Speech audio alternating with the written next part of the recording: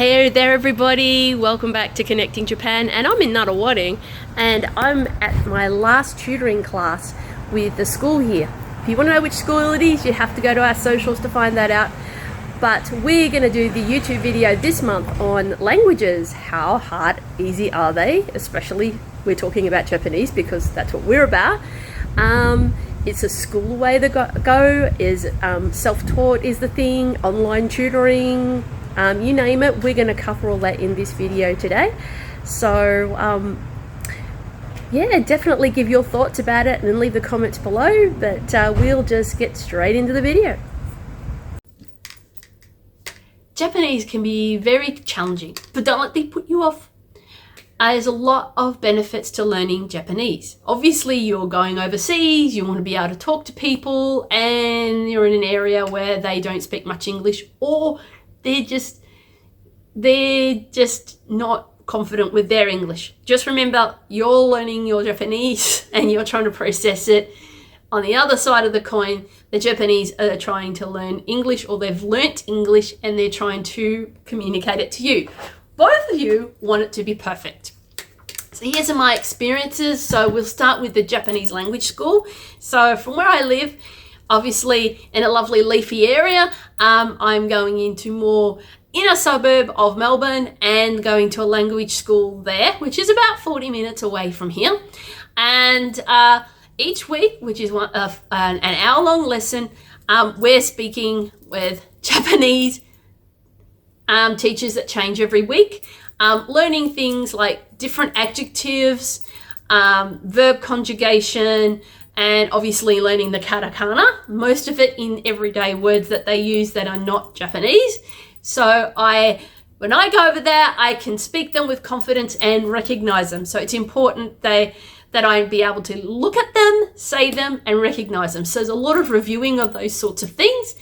And also talking about my time and my days and what I do, and not for me to be nervous, even though the teachers alternate so much. So challenges with that, it can be a little bit challenging for me to have a different teacher every week. You want to get used to a teacher and have rapport, but this is also helpful for me to learn and be more confident in talking to Japanese no matter where they are.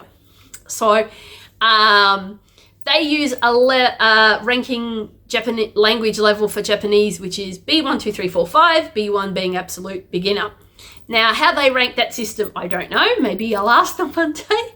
But it's a lot of fun, and I've really enjoyed learning, and they are giving me more confidence. I haven't had much of a chance to use it yet because it's only the very start of cross-culture Japanese ministries year. So maybe I'll give an update at some point how that's going for you guys. Okay, so the next one, of course, that I learned is to do with doing the proficiency test, the official one, and using the book Genki. A lot of people will tell you they'll have two schools of thought about, is it a good book? Is it not a good book? For people who have actually got a foundation in Japanese language and have learnt it, or they've had some exposure to it, or they've learnt it themselves, this is a good book because it's refreshing what you have already learnt and expanded on it. So this is the first elementary book. So you can see the one here.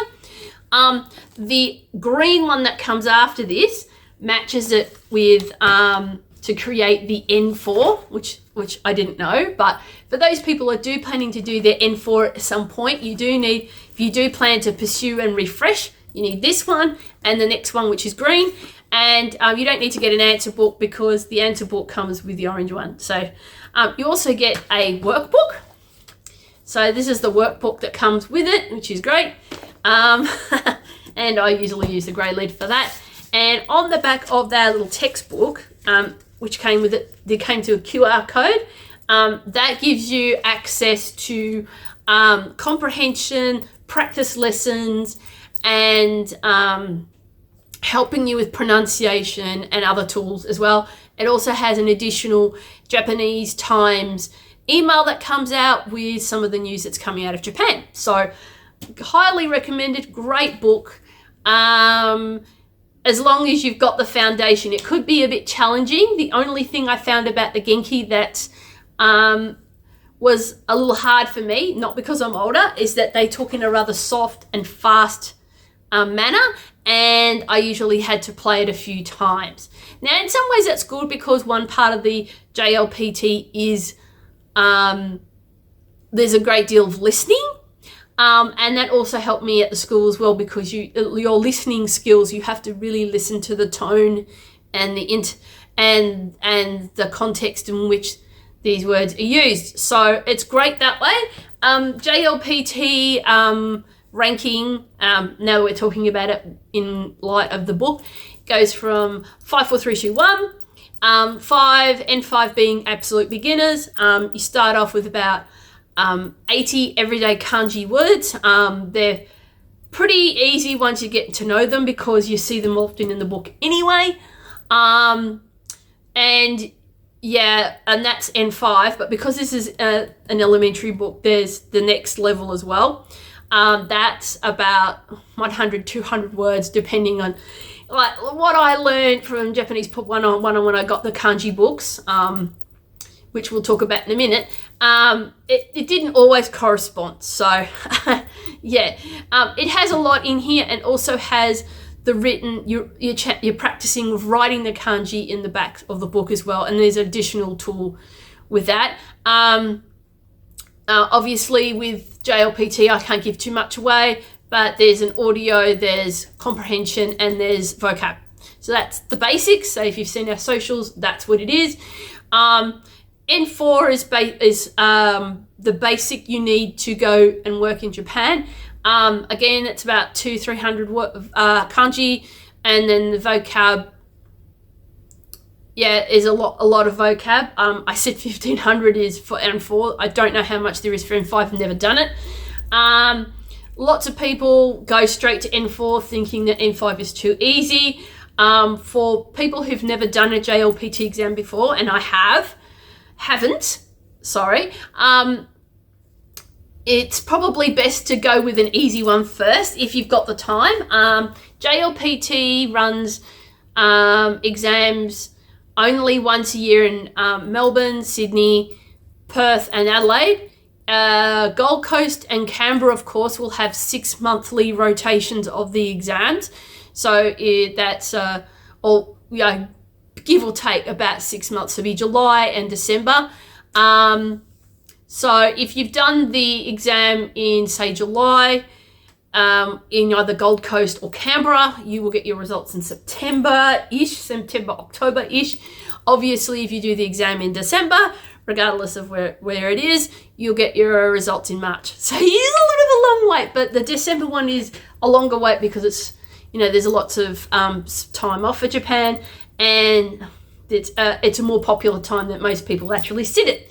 So if you go to N3, again, it's more complicated. There's more kanji and there's more vocab and everything to learn.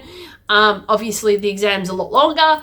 N3 is the more comfortable level where most people stop, because that is the most comfortable level of Japanese. You're now confident in speaking and reading and writing in Japanese enough that you can work in something a little bit more menial than if you were in N4, which is really good. Few people go beyond that because N3 into N2 can be more complicated. But the more you do, the more exposure and you can have availability to, working in higher up areas in Japanese corporations and so on. And it does give you a lot of respect. Japanese often can think that when they ask how many years you've been learning, they assume that you dedicate so much time to it. Well, obviously, we're as busy as they are, and that's not always feasible for a lot of people. I would love to say I'd have more time. I've actually spent more time learning Japanese now than I ever have. But it's been really an exciting journey. And then going to the very beginning, using Japanese Pod 101. Each one of them has a cost. So I'll quickly recap what they are. The Japanese language school can be between, it's 200-ish per month. I don't know if that'll change if I go into a class. The Genki book alone, I think, was the cheapest of them all. I think it was roughly about a package of $165 Australian at that time. It'll probably more now. Obviously, if you get both, and the app is free, and there's no subscriptions required with that. With Japanese Pod 101, it's based off the US dollar. So at the time, I've paid anywhere between 160 to 200 every 2 years. I suppose in terms of long-term investment, Japanese Pod would be better. Premium has teaching ability. If you do want to do online teaching, there are other options other than Japanese Pod 101. There are online teaching platforms out there. Instagram has a lot on offer, and there are various other organizations, including the one that one of my mentors, Greg-san, uses, where he speaks to them all the time. I would imagine that he's using like a Zoom or a Skype or a Google Meet, because you need to have a facility to share the information that you're learning. It's a lot of speaking, a lot of writing. I don't know if you can do reading a lot. I teach English to people online, and yeah, there is a limit to the ways you can do these. So each one comes with its additional challenge. Japanese Pod 101, of course, is a self-paced learning, if you want to do it that way. What it also comes with is a word of the day that you'll get every day.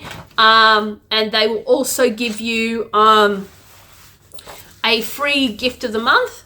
The free gift of the month can be worksheets like this. This is a pretty big one. This is one of the last month's one. It has the words in Romaji, which is the pronunciation there.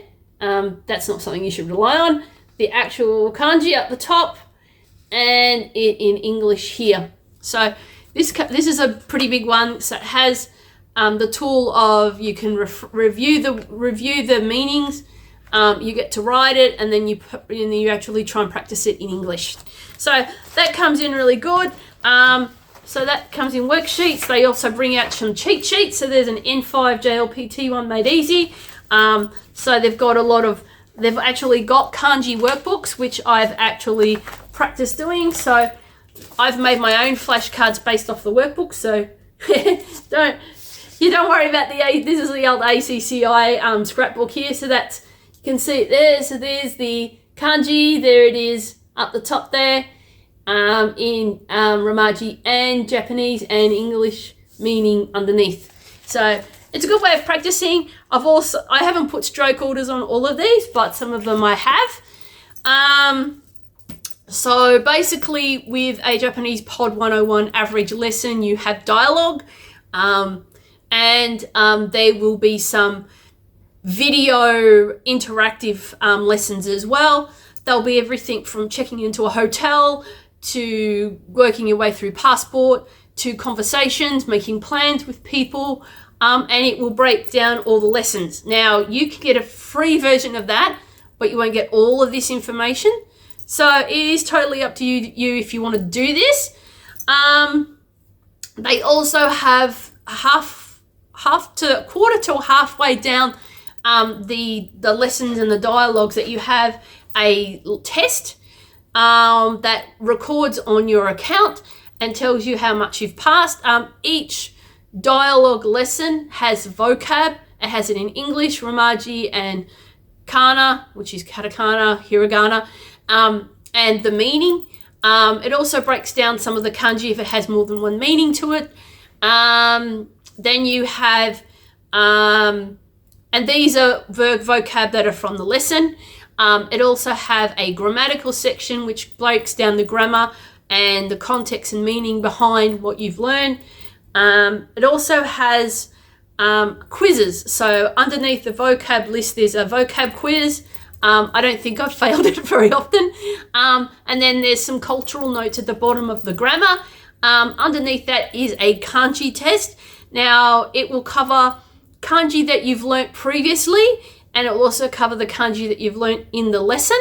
it will also break them down. Now, if you know, I haven't passed all of those kanji, but I've done pretty well. So there's all that. There's an additional tools in it with the word bank and vocab bank, or flashcard and word bank, so you can add them. You can get the Innovative app and add these to your phone. So if you're not always at home on your computer or laptop doing this, or iPad, you can go on your phone and work through your word bank. And if you're not sure of a word, you can create your own dictionary. So this is customized to you and you alone. So they're pretty much basically it. Is there a best one? I can't tell you. One honorable mention is Kanji Study. Kanji Study is roughly about $45 for a lifetime fee. So I guess cheap-wise, it's the cheapest of them all. It has reading comprehension on the kanji. It breaks it down. You need a stylus. You can write. There's no speaking component though, so that's the only downside to that. There's no speaking in it. You can get XP like you were gaming. So there's a little cute little tanuki, which is a type of dog raccoon, and he gives you a little help along the way. And there are elementary levels 1, 2, 3. So it basically supposed to correspond with the JLPT system. So that's all, guys. Thank you so much for that. That is our February YouTube video. Our next one will be in the You Yangs, which is just the other side of Melbourne, not our side of the Melbourne, the western side, where we'll be hiking with the Japanese. So from all of us here at Connecting Japan, Jama today. Any questions, leave them down below, and we'll see you next time.